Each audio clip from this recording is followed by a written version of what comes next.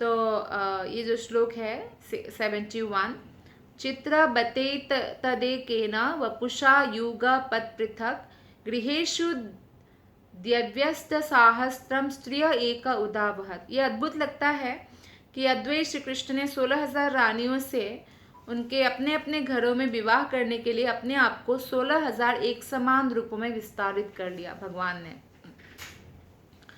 तो ये प्रमाण है शास्त्रों में कि भगवान ने ऐसे 16,000 रूप लेकर अलग अलग मंडप में एक ही समय विवाह किया सबसे। और जब ये भी हमारे भागवतम में 10वें स्कंद के 33.3 श्लोक में वर्णन है कि गोपियों के साथ भी, लाखों गोपियों के साथ भी भगवान इतना ही रूपों में विभक्त होकर जो है सेम रूप लेकर क्या किया, उन्होंने रास नृत्य किया। तो ये प्रकाश विग्रह का उदाहरण है। विलास विग्रह का उदाहरण बलराम जी, चतुर्भुज नारायण, या जब भगवान ने, जब ब्रह्मा जी ने चुरा लिया था ना गाय बछड़े, तब भी भगवान ने अपना ही खुद ही स्वयं विस्तारित होकर गाय बन गए, है ना, सॉरी बछड़े बन गए और गो बालक बन गए। तो वो भगवान स्वयं ही थे। तो ब्रह्मा को दिखते हैं सबकी भगवान ही है। बाद में जब वो देखते हैं, भगवान से प्रार्थना करते हैं, तो वो विलास विग्रह है, अलग अलग रूप लिया। तो बछड़े जब गाय का दूध पे, गाय को ज़्यादा आनंद आए क्योंकि वो कृष्ण है इसलिए, क्योंकि गाय भी अपने बछड़े से भी ज़्यादा कृष्ण से प्रेम करती थी वृंदावन में। गोपिकाएं भी अपने पुत्र से ज़्यादा कृष्ण से प्रेम करती थी क्योंकि माता रूप में, कृष्ण के माता रूप में अपने आप को देखती थी। तो ये सब जो है विलास विग्रह का उदाहरण था। और भगवान की शक्तियों के बारे में बताया गया है। इसमें भगवान की जो शक्तियां हैं, लीला संगिनियाँ 3 प्रकार की है।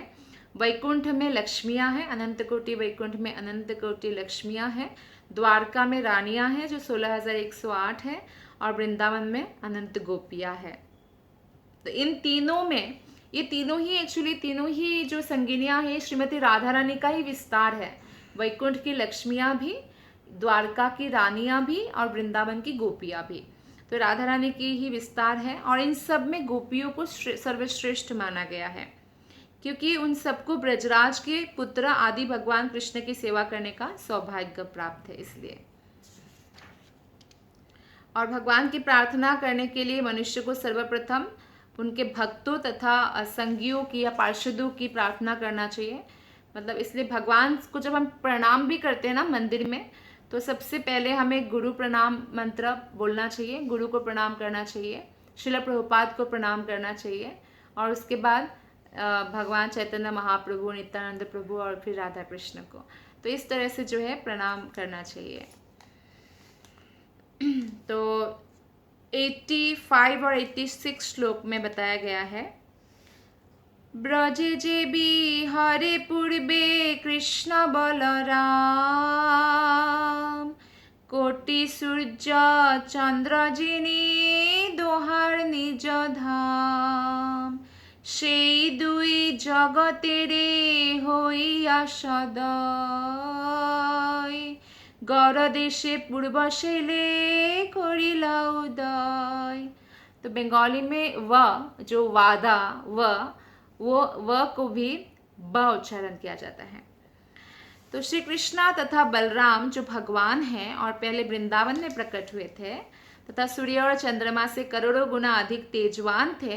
आप विश्व की पतित अवस्था देखकर अनुकंपावश, अनुकंपा मतलब ऐसी कृपा, ऐसी करुणावश वो प्रकट हुए पश्चिम बंगाल में जो गौर देश नाम से जाना जाता है।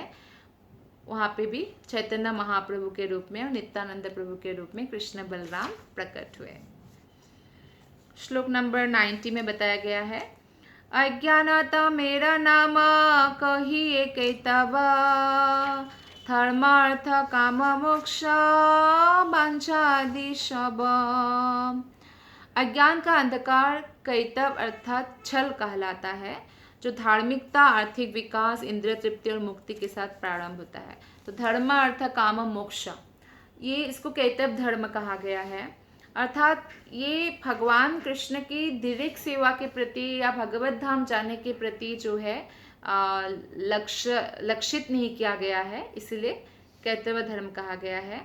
और भगवान कृष्ण की शुद्ध भक्ति को ही हमारा भागवत धर्म कहा गया है, जिसके द्वारा अति सरलता से कोई भी व्यक्ति भगवत धाम जा सकते हैं।